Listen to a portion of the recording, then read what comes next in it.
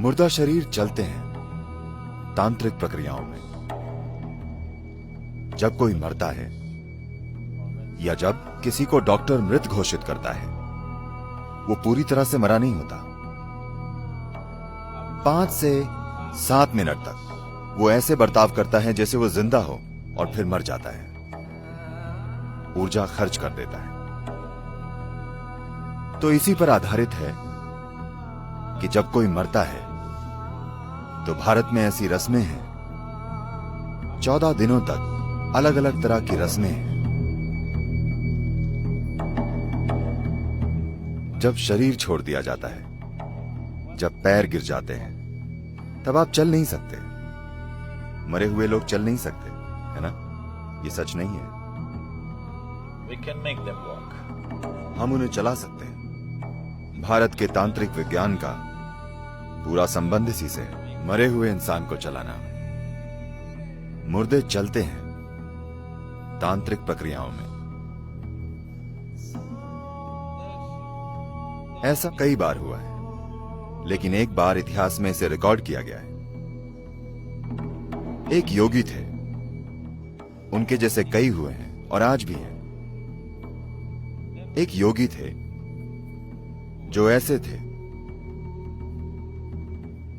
उनकी उस चीज पर महारत थी जिसे सूर्य स्पर्श कहते हैं। इसका मतलब है स्पर्श।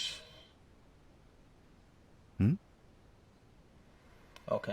संपर्क, छूना, संपर्क या छूना। तो यह सूरज के स्पर्श की तरह है। योग का एक प्रकार है जिसे सूर्य स्पर्श कहते हैं। तो उन्होंने उस पर महारत पाई है। वे एक बोंग थे। बोंग मतलब एक बंगाली। तो वे वाराणसी में रहते थे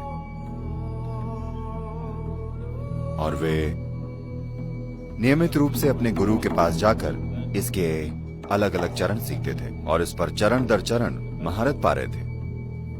तो कई बार उन्होंने इसे सबके सामने प्रदर्शित किया कि अगर आप एक पक्षी लाएं, एक मरा हुआ पक्षी जिसे सभी ने जांचा हो कि वो वाकई मरा हुआ है, मरने का नाटक नहीं कर रहा है, एक वाकई मरा हुआ पक्षी, अगर वो पिछले 3 घंटों में मरा हो, वो सख्त हो गया। 3 घंटों में पक्षी सख्त हो जाते हैं। शरीर का कड़ापन पक्षियों में काफी जल्दी होता है मनुष्यों की तुलना में, क्योंकि एक पक्षी के शरीर का तापमान, पक्षियों के शरीर का तापमान मनुष्य के शरीर के तापमान से बहुत ज्यादा अधिक होता है। तो जिस तरह से ये ठंडा होता है और जैसे कड़ापन आता है, वो पक्षी के शरीर में कहीं जल्दी होता है मनुष्य की तुलना में। तो पक्षी के मरने के 3 घंटों के बाद अगर आप उसके पास पक्षी लाते थे एक साधारण मैग्नीफाइंग ग्लास से, वो भी सीधी धूप से नहीं, शीशे से आ रही धूप से, अगर आप बाहर खड़े हों और शीशे से धूप अंदर भेजें, उस प्रकाश का मैग्नीफाइंग कांच द्वारा इस्तेमाल करके वे पक्षी को जिंदा कर देते थे। वो बोलता था, उठ बैठता था, चलता था और उड़ता था। वो कुछ देर आसपास उड़ता था और फिर से गिरकर मर जाता था। तो लोगों ने पूछा, आप इसको जीवित क्यों नहीं कर सकते? उसने कहा, मैं इतना ही जानता हूं, मेरे गुरु ऐसा कर सकते हैं। मैं अभी सीख रहा हूं, लेकिन वे अब तक लगभग 70 साल के हो चुके थे। तो उनका दुर्भाग्य था। ऐसा हुआ कि एक 7 साल का लड़का, एक वहीं के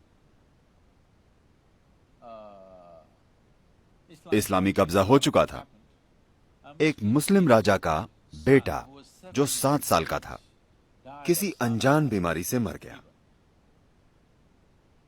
तो उन्होंने उस आदमी के बारे में सुना था जो पक्षियों को जिंदा कर देता था।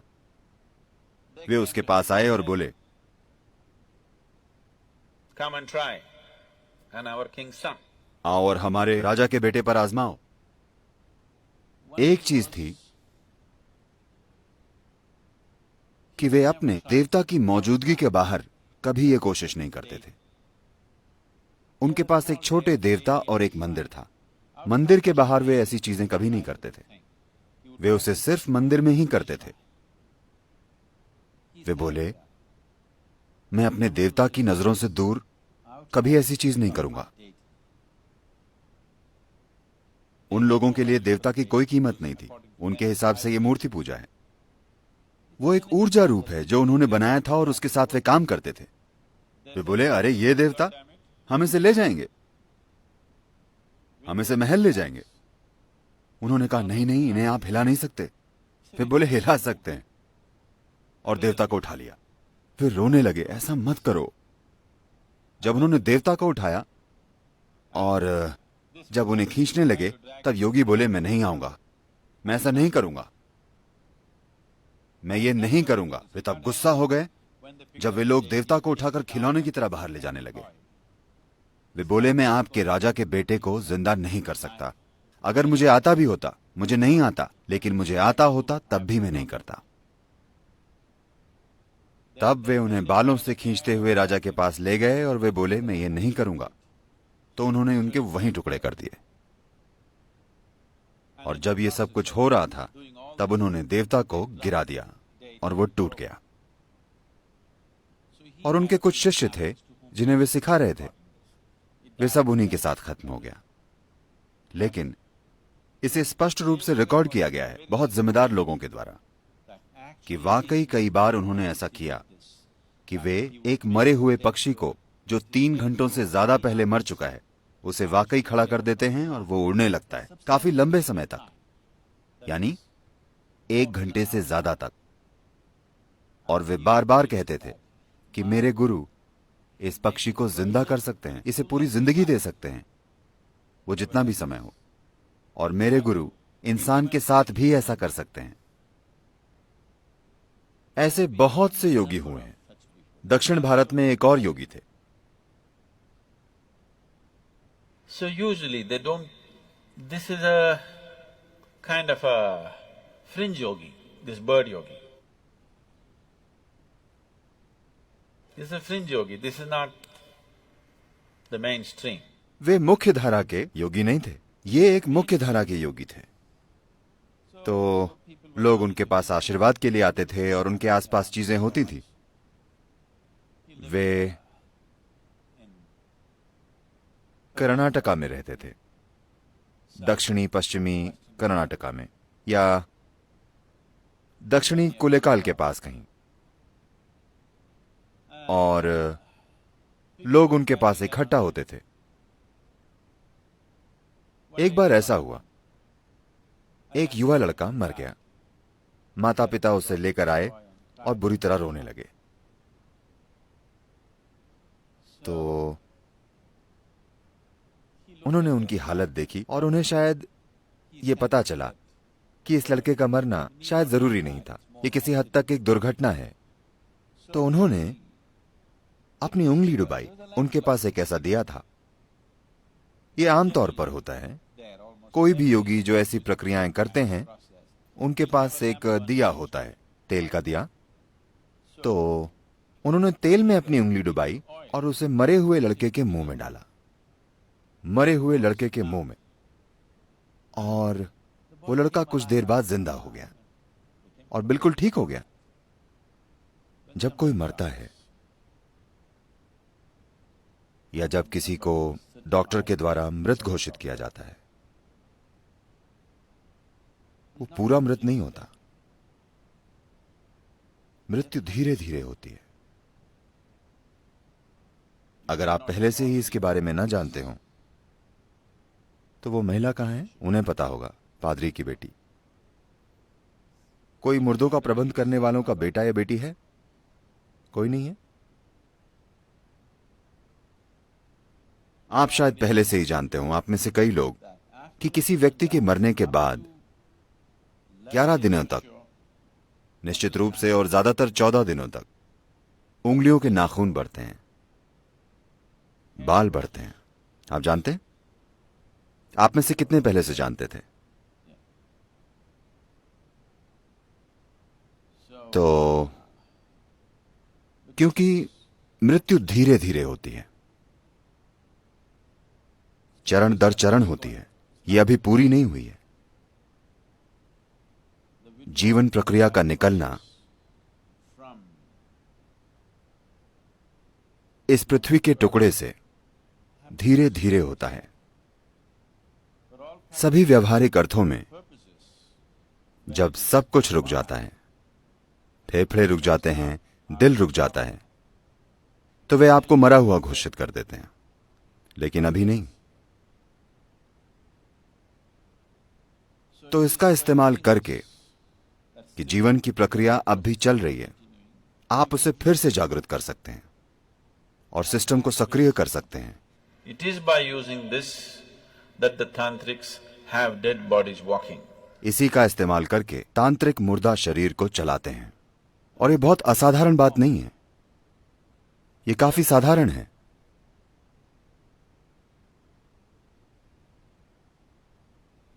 और कभी कभी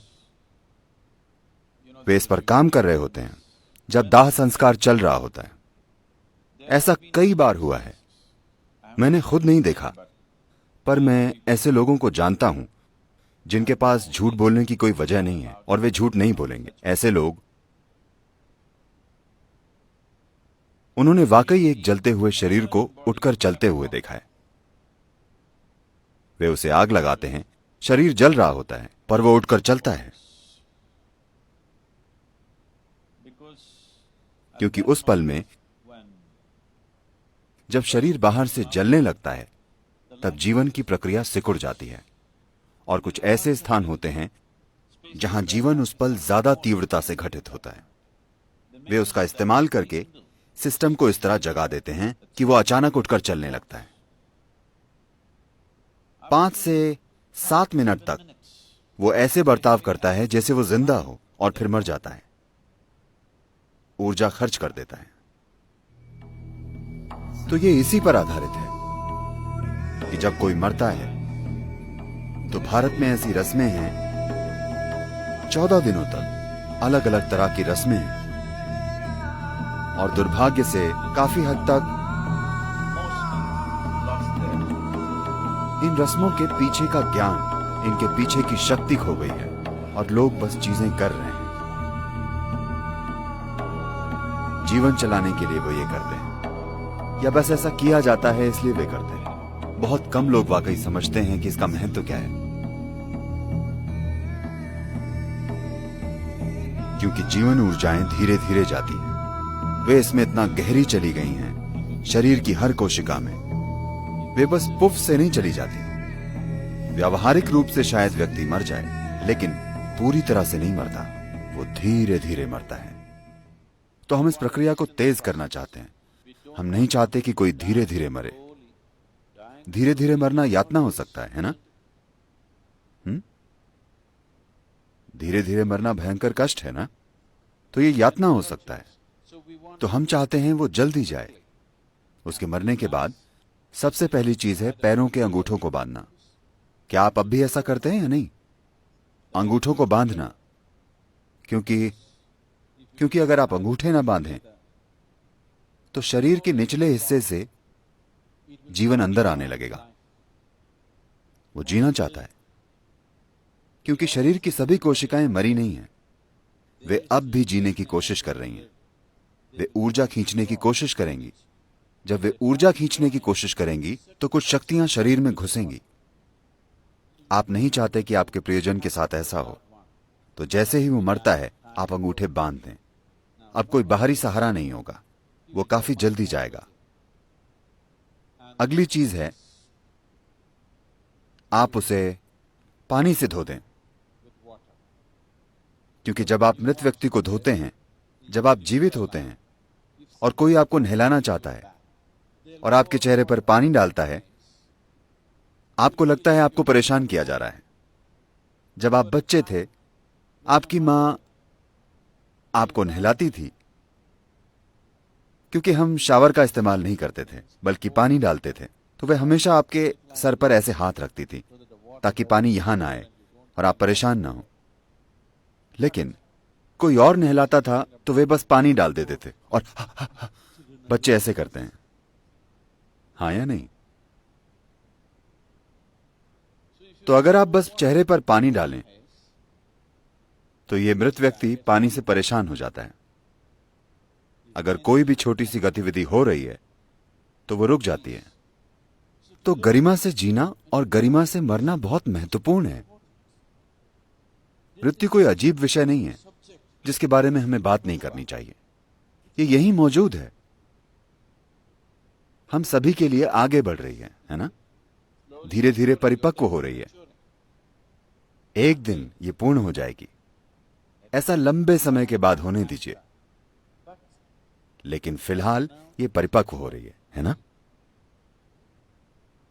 तो अगर आप जीवन को अच्छे से समझते हैं, बिल्कुल अच्छे से, तो आप शरीर से इस तरह से बाहर निकल सकते हैं कि आप पूरी तरह से बाहर आ जाएं, आप सब कुछ इकट्ठा करके चले जाएं। अगर आप इस तरह से जाएं तो हम आपको दफनाएंगे।